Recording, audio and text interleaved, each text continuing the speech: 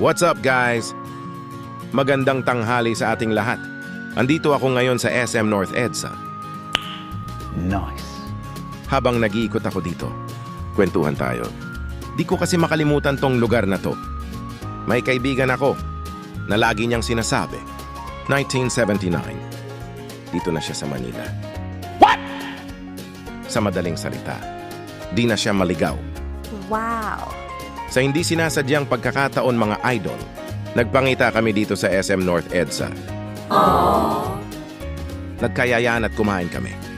Nung matapos na kami kumain, nagtaka ako bakit panay ang lapit niya sa mga guard. What? Sabi ko bakit? Bumulong sa akin. Tas sabay sabi, naligaw na tayo.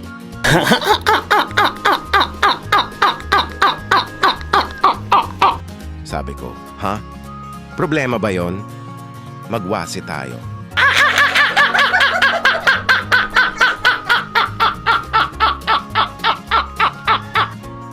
Ang mag-follow gwapo.